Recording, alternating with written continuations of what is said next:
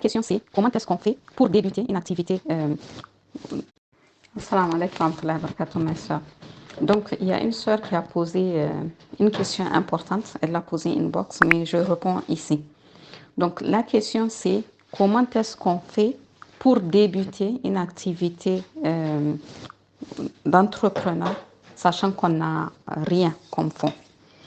Donc, il y a plusieurs possibilités, Inch'Allah, mes soeurs, pour commencer une activité sans avoir de fonds.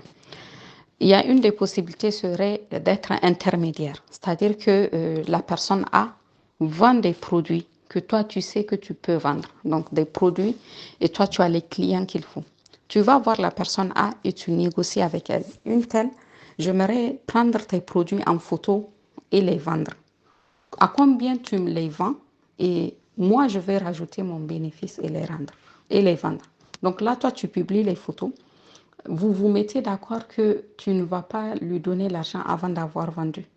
Donc, tu vends ces produits et le bénéfice est pour toi. Ça te permet de constituer petit à petit un fonds de commerce tout en l'aidant à vendre ces produits. Donc, c'est du gagnant-gagnant. Tu peux aussi, mes soeurs, franchement, c'est pour ça qu'on a commencé ce challenge par le mindset. On a toujours quelque chose qui peut nous servir de fonds de commerce. Je m'explique. Tu as ta force physique. Si tu es en bonne santé et que tu as ta force physique, tu peux faire des activités qui vont te rapporter de l'argent. Tu peux laver des habits, ça te rapporte de l'argent. Tu peux les repasser, ça te rapporte de l'argent. Tu peux faire le ménage chez quelqu'un, ça te rapporte de l'argent. En tout cas, tu regardes autour de toi les compétences que tu as là tout de suite maintenant avec toi, que tu peux monnayer et qui te rapportent de l'argent tout de suite. Tu peux aussi vendre des actifs que tu as pour pouvoir te renflouer au niveau financier et repartir sur de bonnes bases. Qu'est-ce que j'entends par actif?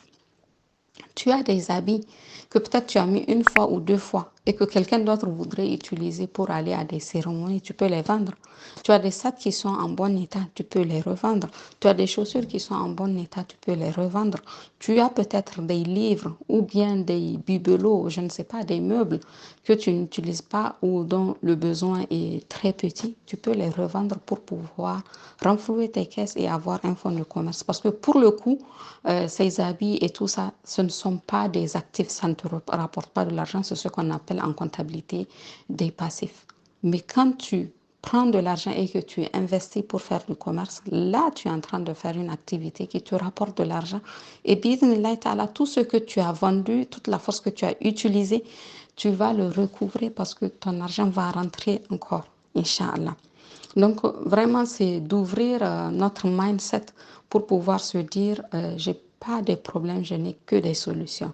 Quand je suis face à une situation, qu'est-ce que je peux faire présentement avec ce que j'ai, ce que je suis là aujourd'hui maintenant pour pouvoir sortir de là et puis avoir un fonds de commerce pour pouvoir démarrer.